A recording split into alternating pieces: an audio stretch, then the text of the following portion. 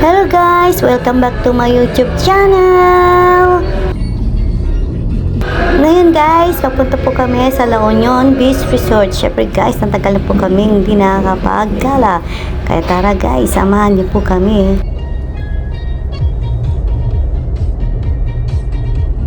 Rosario tayo, bet. Opo.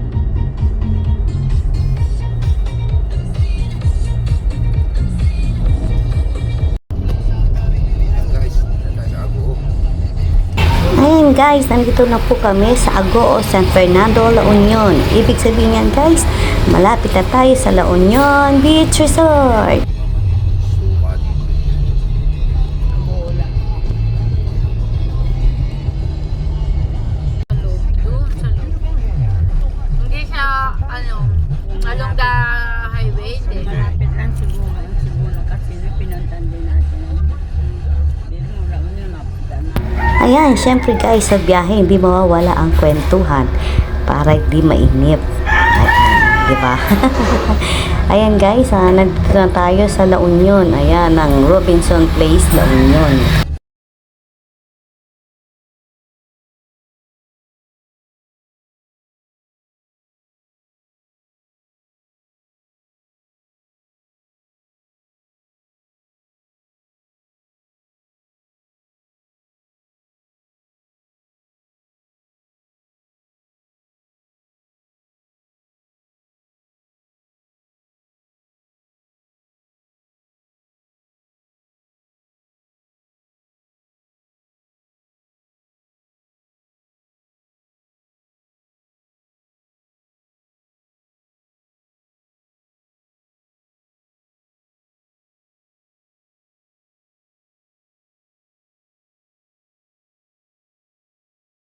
Guys, sa wakas, nandito na kami sa La Union Beach Resort. Siyempre, pagkarating, dagat agad ang pupuntahan.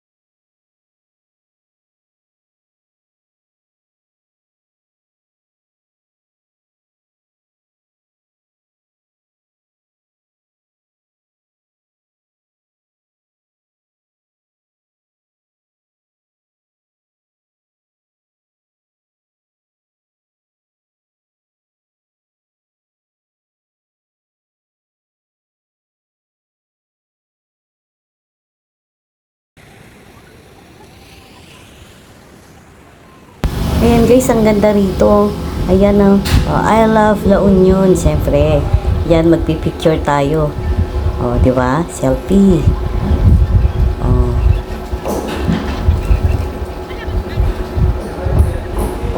At siyempre, focus natin sa dagat. Ayan guys, ang ganda ng dagat. Ang lakas ng alon. Dito pala sila pumupunta para mag-surfing. Ayan o. Ang galing nung nagsisurfing sila. Ayan o. Ganda.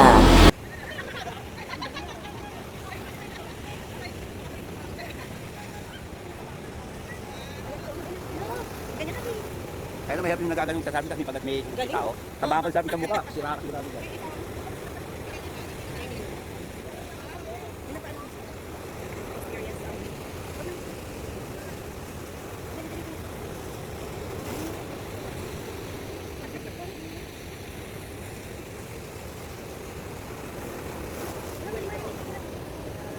Kain yung selfie, pero yung lamig kaya kain. Oo, kaya.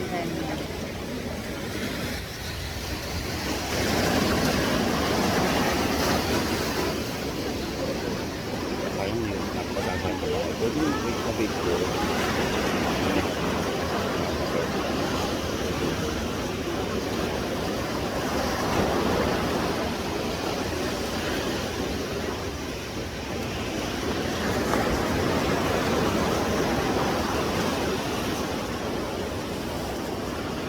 Ayun, oh. Galing niya mag-surfing, oh.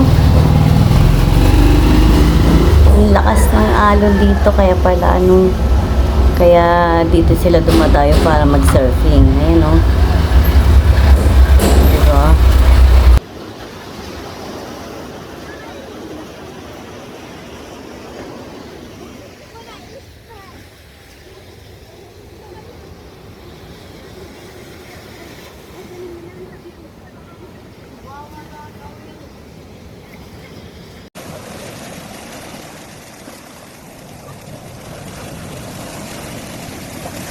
Ayan, excited magpa-picture.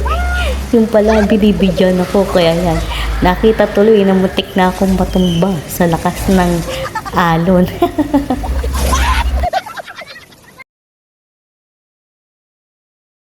Ayan guys, syempre, hindi natin kayang lumangoy ng ganyan sa dagat, nakakatakot. Kaya hanggang swimming pool lang tayo. Ayan, di ba? Floating. Ayan, tinuturuan nila ako mag-floating. Sa tanda ko nito, ngayon pa lang ako matututong mag-floating. Bali lahat kami, nag-enjoy lang sa swimming pool. Syempre, sa lakas ng alon doon, hindi mo magawang lumangoy. Baka mamaya mapunta ka sa malayo, sa malalim. Dito lang tayo sa school, di ba? Ayan, sa wakas, natuto rin ako mag-floating. Sa tanda kong ito.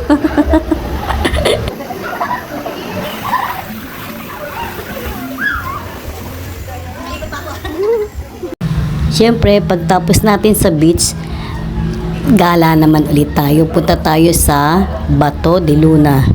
Sabi nila maganda daw doon.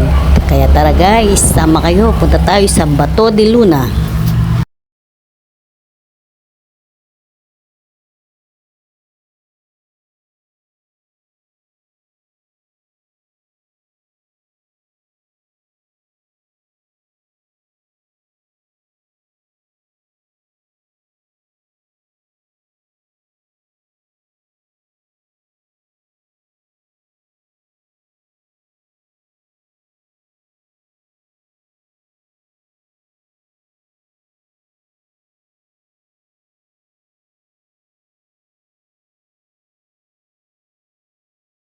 Ayan, narito na po tayo sa Bato de Luna. Ayan, papasok na po tayo sa loob.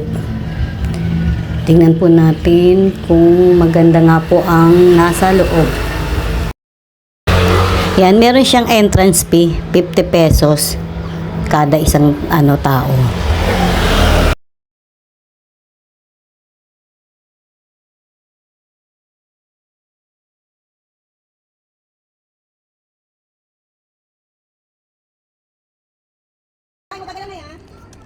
Nakakita.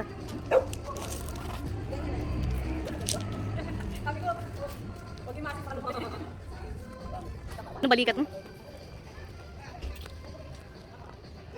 1, 2, 3. Ito po ang loob ng Bato de Luna. And guys, maganda po siya.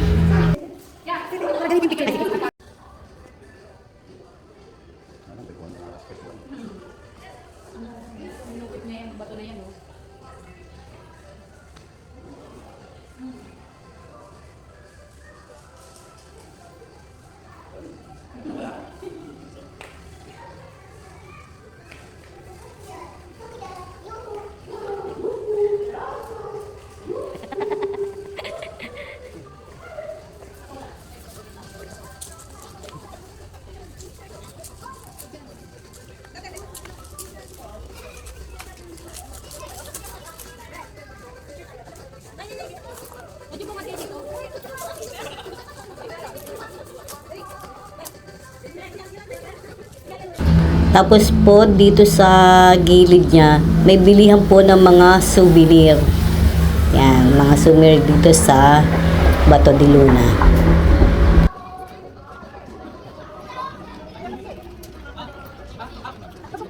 Ha? Kaya nga eh.